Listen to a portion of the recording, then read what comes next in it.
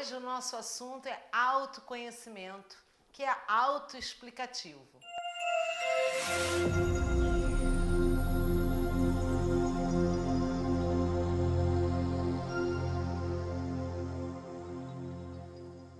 Mas, segundo a psicologia, autoconhecimento é a capacidade do indivíduo de conhecer a si mesmo.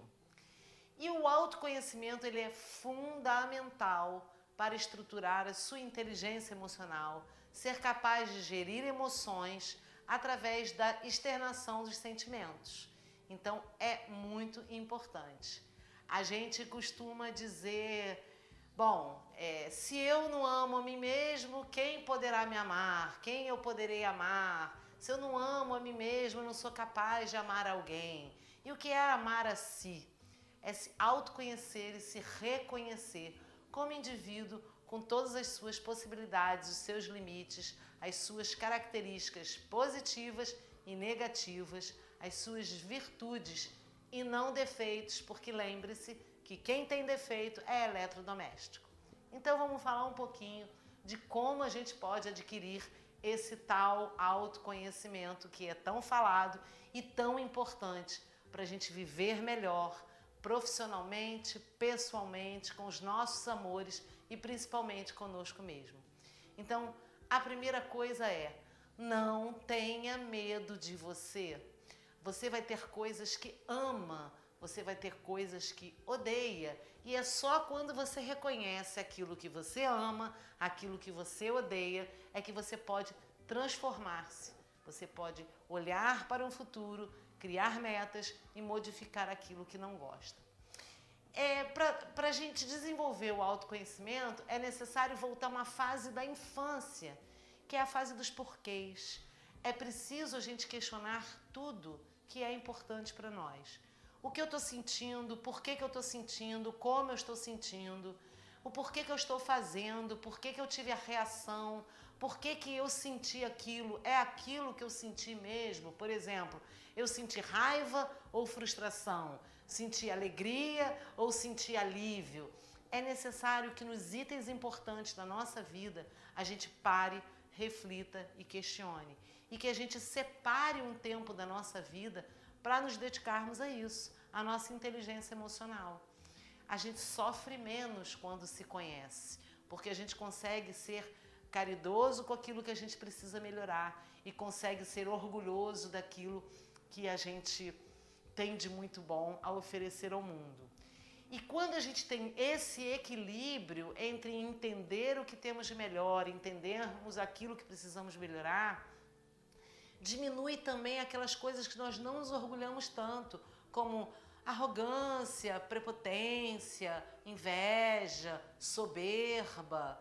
A gente começa a se reconhecer como humano. Então comece com os porquês, sem ter medo de você.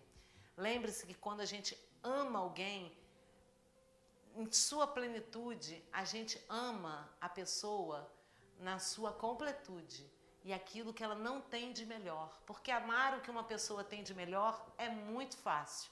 Agora, amar aquilo que nos incomoda, que a gente não acha construtivo, mas que a gente vê potencial de transformação, aí sim é um amor pleno e a gente precisa se amar.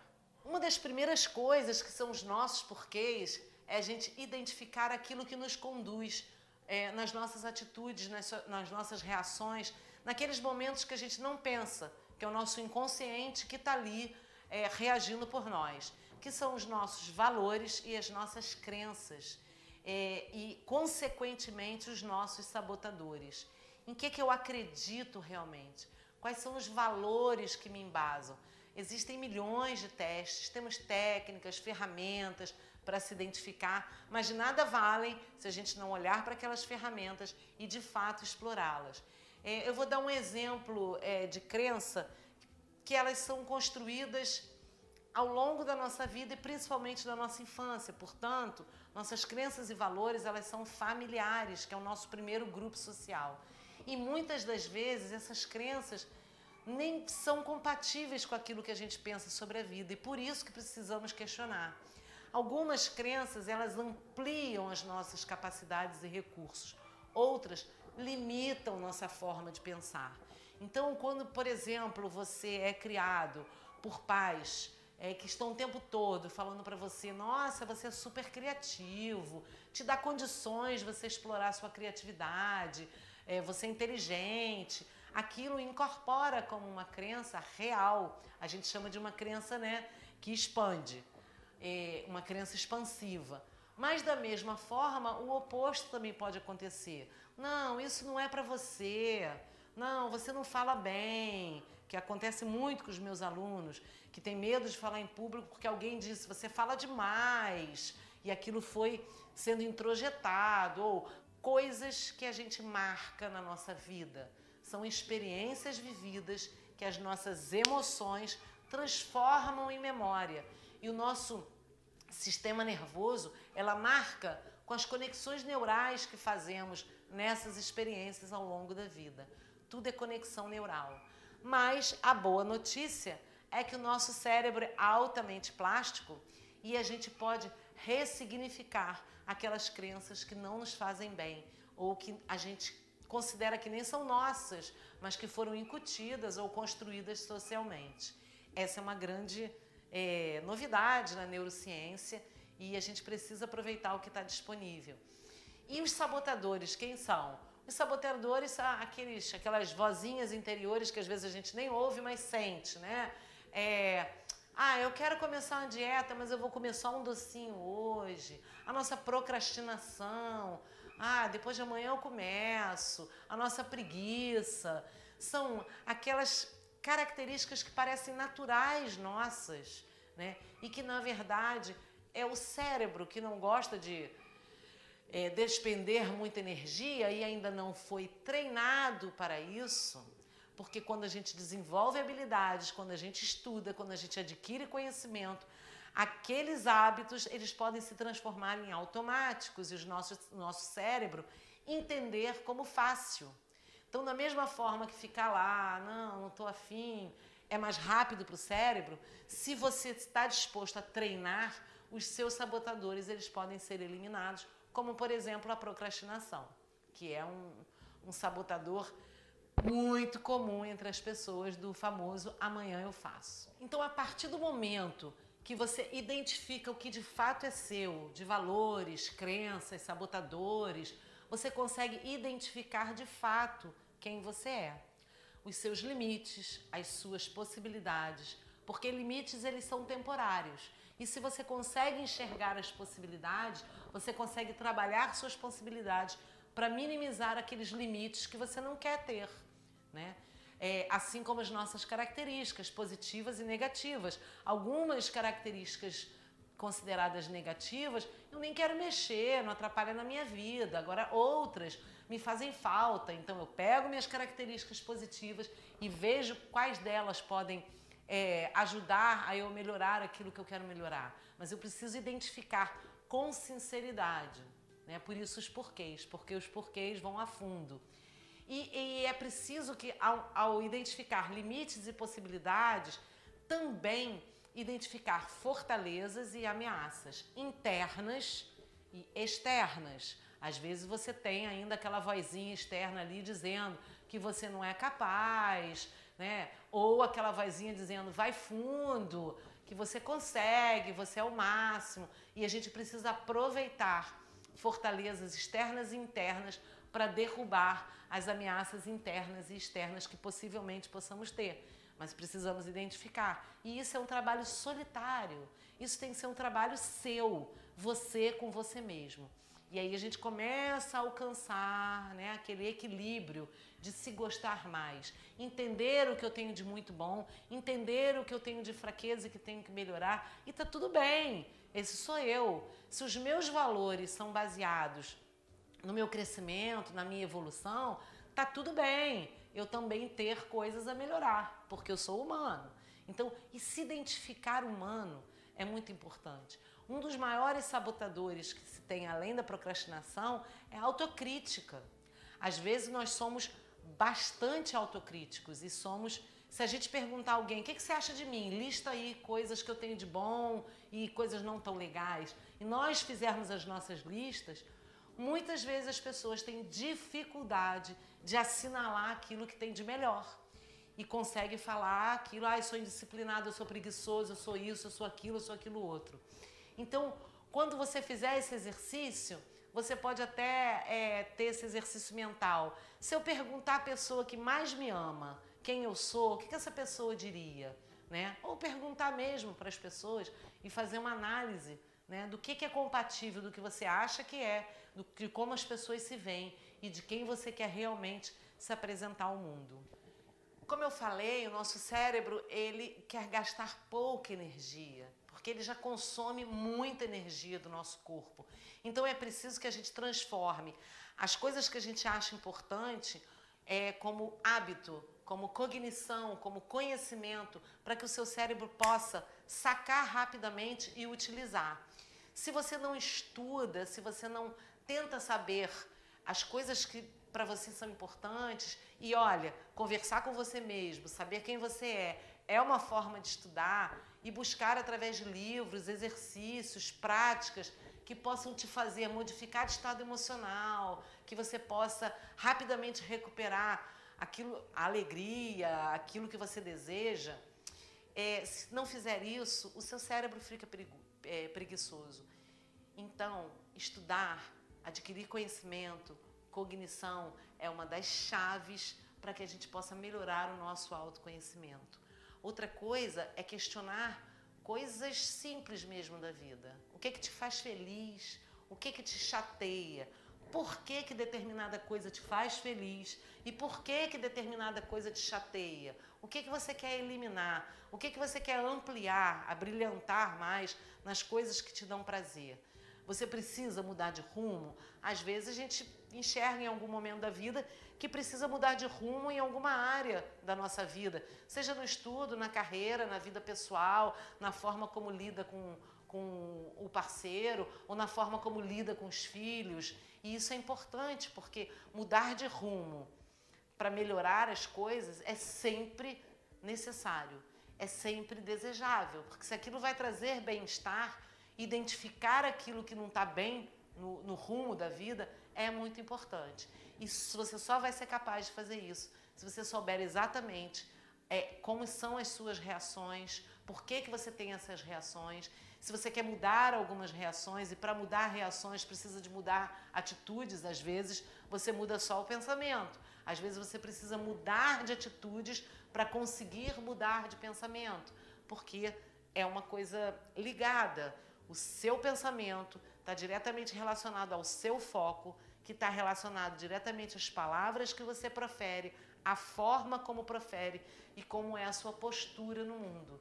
Então, na medida em que você questiona tudo isso, você começa a ter gerência do que você quer sentir ao longo do dia. Não que você não vá ter problemas, é óbvio que vai. Mas se você tem uma atitude mais positiva com você mesmo, e isso não é autoajuda, isso é neurociência, a sua janela de criatividade está muito mais aberta. Se eu tenho uma pessoa que não pensa assim nas possibilidades da vida, do que pode melhorar, ela está preocupada, ela está ansiosa, ela está deprimida. Olha como a postura é para baixo. O que eu enxergo? É o chão. E aí os meus pensamentos só enxergam o chão mesmo, né? Metaforicamente falando. E aí eu começo, ó céus, ó vida.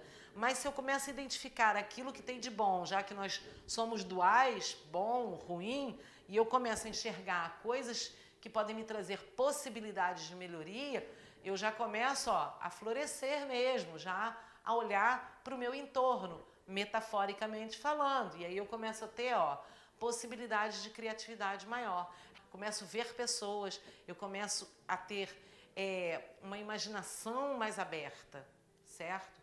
E com isso é impressionante que quando a gente começa a se conhecer, a entender que somos humanos, pode parecer fácil, mas não é fácil, né? A gente, durante dia a dia, a gente faz isso, a gente começa a ser mais empático também.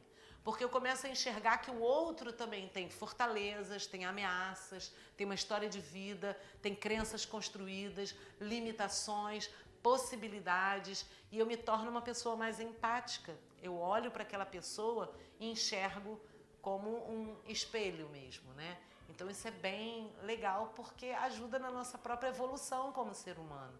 Começa a ser uma pessoa mais do bem, né? Uma pessoa mais positiva para a vida, para si e para as outras pessoas que estão no entorno. E a gente começa a melhorar a energia que está no nosso entorno, né? E a energia também não é mágica, a energia é física. Você começa a melhorar aquele ambiente onde você está. Uma das formas mais importantes para você ter esse questionamento todo é a sua conversa interna, né? Como é a sua autofala? O que você diz para você mesmo? A gente falou das crenças que podem ser externas, né? Alguém dizer, você fala muito rápido, você não sabe falar direito, não tem dicção. Mas às vezes somos nós que falamos coisas que não são interessantes para nós mesmos. A gente às vezes fala, eu não vou conseguir, eu não sou para isso, eu não nasci para isso. Eu queria tanto, mas sabe, meu irmão é melhor do que eu nisso, então deixa ele fazer. A nossa conversa interna ela é muito importante. Como você falaria para alguém se ela te apresentasse um problema ou um dilema na vida? Será que você fala com você da mesma forma que você falaria para um amigo tentando levantar o moral dele, o astral? Será que você teria essa paciência, esse carinho de falar com você mesmo? Como é que você fala com você mesmo quando você erra? Quando você não consegue realizar alguma coisa? Então, pensa como você falaria com alguém que você ama. Que você começa a treinar o seu amor próprio, que também é outro ponto bastante importante no autoconhecimento. É preciso que eu reconheça que eu sou humano e que me ame como humano, né? E que me mostre para o mundo como eu sou. E aí começa a melhorar muito mais a minha vida social e pessoal, eu comigo mesmo. Então, quais são os resultados positivos quando a gente exercita o autoconhecimento? E como a gente pode exercitar? Bom, exercitar, já falei um monte de coisa, respiração, cuidar do sono, da alimentação, do exercício físico, aquele combo que já é autocuidado mesmo, né? Que já é necessário para tudo na vida, para ter saúde e para nossa mente também. Então, cuidar da respiração, sono. E o que acontece quando eu começo nesse processo de autoconhecimento, de autoperdão, de autocrítica, de construção de uma pessoa melhor, de mudança de rumo, quebra de crença que eu não quero? O que acontece? Além de eu ser mais empático com os outros, aumenta a minha criatividade, aumenta a minha autoconfiança, não me deixando ser uma pessoa soberba ou arrogante, sabendo exatamente quem eu sou.